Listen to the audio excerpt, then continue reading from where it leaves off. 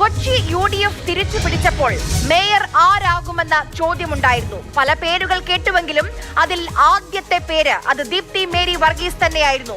KPCC general സെക്രട്ടറിയാണ്. വർഷങ്ങളായി എറണാകുളത്തെ രാഷ്ട്രീയ രംഗത്ത് സജീവം. പക്ഷേ സ്ഥിതി മാറി മറിഞ്ഞു.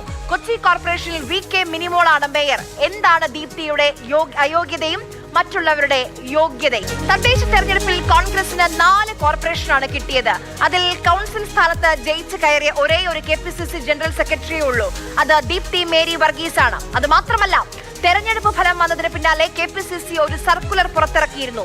ഉന്നത സ്ഥാനങ്ങളിൽ ഇരിക്കുന്നവർക്ക് പ്രത്യേക പരിഗണന നൽകണമെന്ന്. അപ്പോൾ ഇത്രയൊക്കെ അനുകൂല ഘടകങ്ങൾ ഉണ്ടായിട്ടും എങ്ങനെയാണ് ദീപ്തി ഔട്ടായത്?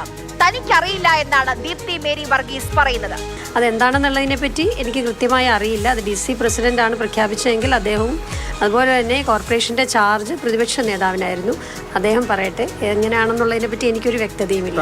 ദീപ്തിക്കെതിരെ പടയൊരുക്കം നടത്തിയത് AI ഗ്രൂപ്പുകൾ സംയുക്തമായാണ്. പറയുന്നത് മറ്റാരുമല്ല, കോൺഗ്രസിന്റെ മുതിർന്ന നേതാവ് അജയ് തറയിലാണ്. ഇത് ഇന്നലത്തെ മഴയിൽ കൊടുത്തവളല്ല ദീപ്തി. 91 മുതൽ മഹാരാജാസിൽ SFIക്കാരുടെ തല്ലുകൊണ്ട് വളർന്ന് KSUയുടെ, യൂത്ത് കോൺഗ്രസിലൂടെ മഹിളാ കോൺഗ്രസിലൂടെ വളർന്നു വന്ന ധീരയായ ഒരു നേതാവാണ്. ആ നേതാവിനെ വെട്ടാൻ വേണ്ടി ഗ്രൂപ്പുകൾ ഒത്തുകൂടി എന്നുള്ളതാണ് ഏറ്റവും രസകരമായ വസ്തുത. 4 തവണ ജയിച്ച മിനിമോളെ കുറച്ചു കാണുകയല്ല, പല ഡിവിഷനുകളിൽ ജയിച്ചിട്ടുണ്ട് മിനിമോൾ. മാമംഗലം, പാലാരിവട്ടം.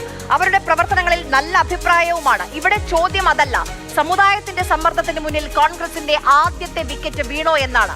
18-ാം തീയതിയാണ് കൊച്ചി മേയറായി ലത്തീൻ സമുദായ അംഗത്തെ വേണമെന്ന് ലത്തീൻ സഭ ആവശ്യപ്പെട്ടത്. ഇന്ന് 23, 5 ദിവസം ലത്തീൻ സഭാംഗം മിനിമോൾ കൊച്ചി മേയർ. പാർട്ടിയാണ് തീരുമാനിക്കേണ്ടത് ആരാണ് മേയറെന്നും ആരാണ് ഡെപ്യൂട്ടി മേയറെന്നും. ഈ 18 ലത്തീൻ കത്തോലിക്കരായ കൗൺസിലേഴ്സ് ഉണ്ട്. ഈ സ്ഥാനങ്ങളിലേക്ക് ഉചിതനായ ഒരു സ്ഥാനാർത്ഥി, അത് ലത്തീൻ കത്തോലിക്ക സമുദായത്തിൽ നിന്നുള്ള സ്ഥാനാർത്ഥി വേണം, കൗൺസിലറെ വേണം എന്നുള്ള ഒരു ആഗ്രഹം ഞങ്ങൾ നേതൃത്വത്തിന് മുൻപിൽ വച്ചിട്ടുണ്ട്. ഇനി കോൺഗ്രസിനോടുള്ള ചോദ്യം, മേയറാക്കാൻ പറ്റാത്തയാളെയാണോ നിങ്ങൾ KPCCയുടെ ജനറൽ സെക്രട്ടറി ആക്കിയത്? ഞങ്ങളുടെ ആളുകളെ കസേരയിട്ട് ഇരുത്തണമെന്ന് മതസാമുദായിക സംഘടനകൾ പറയുകയാണ്. പരസ്യമായി വാർത്താ സമ്മേളനം വിളിച്ചു പറയുകയാണ്. അതിന് റാൻ മൂളുകയാണ് കോൺഗ്രസ് നേതൃത്വം.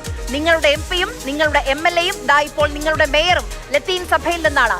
എല്ലാം മതേതരത്വത്തിന് വേണ്ടിയാണല്ലോ എന്ന് പറഞ്ഞ് ആശ്വസിക്കാം.